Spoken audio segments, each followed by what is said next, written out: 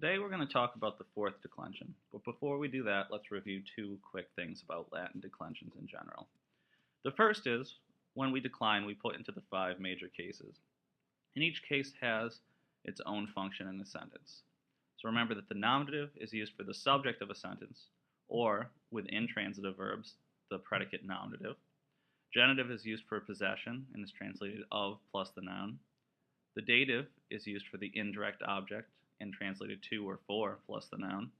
The accusative is used for the direct object, and the ablative is used for the object of many prepositions as well as other ablative constructions.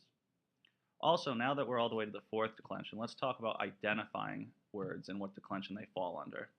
So when you're given vocab, you're always giving the nominative and the genitive singular. And it's good to memorize these because the patterns they form will tell you what declension a word falls under. So our first declension, which is primarily feminine, ends in A in the nominative and AE in the genitive singular. The second declension, masculine, ends in US in the nominative singular and a long I in the genitive singular.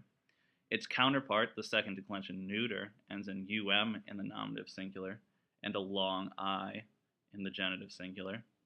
Third declension is a little trickier because the nominative is usually irregular, so there's no ending there. But you'll note that the genitive always ends in IS. And finally, the fourth declension, which we're getting to now. Most fourth declension words are masculine, some are feminine, and the masculine and feminine are clumped together, and they end in US in the nominative singular and a long US in the genitive singular. And some fourth declension nouns are also neuter, and these are easy to identify because the nominative singular ends in a U, and the genitive singular ends in a long US. So let's start by declining fourth declension masculine or feminine.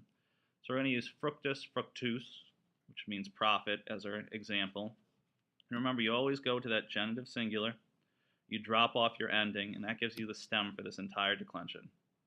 And to that stem, we're going to add our fourth declension masculine and feminine endings. So us, ui, u, us, ibus, ibus. So take a second to pause the video, write these down, and begin memorizing them. And finally, we have the fourth declension neuter. To find the stem, we follow the same rules. We go to our genitive, drop off the ending, and we're going to use the CORN that's left over as our stem for the entire declension.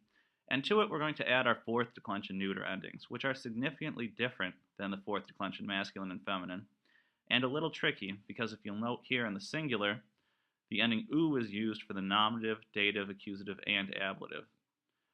The normal rules apply for neuter, right? So the nominative and the accusative look exactly alike in the singular and in the plural. And in the plural, they end in A, even though here it's a UA and not just A, as we've seen in other neuter declensions.